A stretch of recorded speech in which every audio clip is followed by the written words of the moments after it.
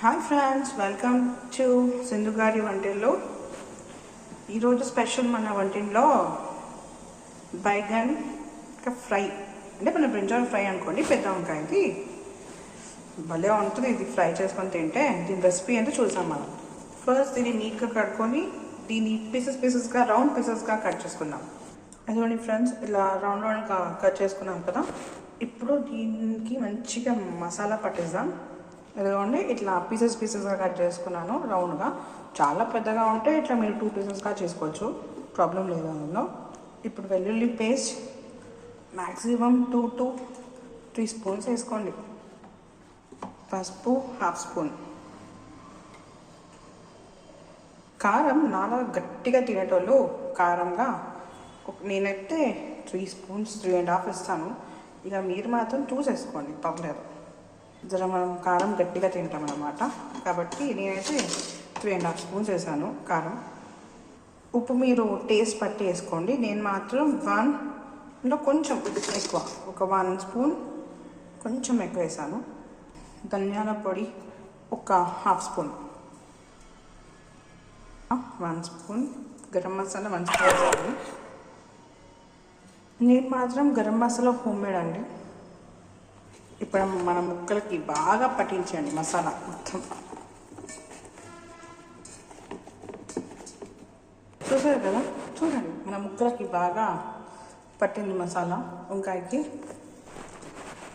Pan పెట్టుకొని పొయ్యి వెలిగించండి.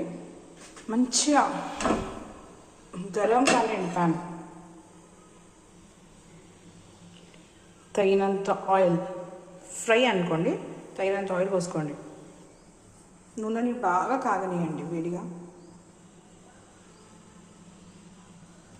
దీన్ని చూడండి, రెడ్డిష్ కలర్లో, చాలా స్పైసీ. నేనైతే మీరు కూడా ట్రై చేయండి ఒకసారి. మన ఆయిల్ చాలా హీట్ అయింది. ఇప్పుడు మంచిగా మన ఫ్రై, ఇప్పుడు మంచిగా మన వంకాయ ఒక్కొక్క పీస్ మంచిగా తీసుకుందాం. లో ఫ్లేమ్లో ఉడకనివ్వండి, ఎందుకంటే మనం వంకాయ మంచిగా ఉడకాలి కదా. సో లో ఫ్లేమ్లో పెట్టి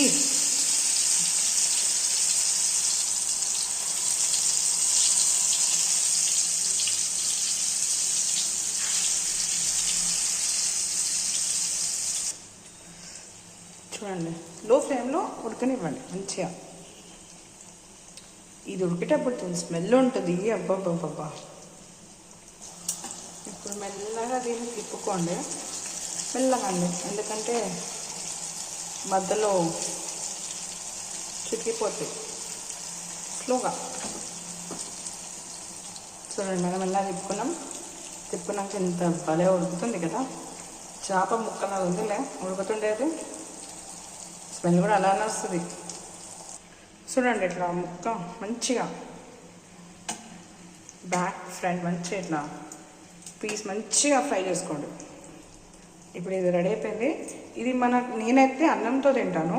అన్నం చప్పడపప్పుతో భలే ఉంటుంది. స్పెషలీ వెజిటేరియన్స్, అంటే థర్స్డే నేను తినను కాబట్టి నా థర్స్డే డిష్ అనుకోండి ఇది. చూడండి, రెడీ అయిపోయింది నా ప్లేట్. ఈరోజుకి లంచ్ రెడీ.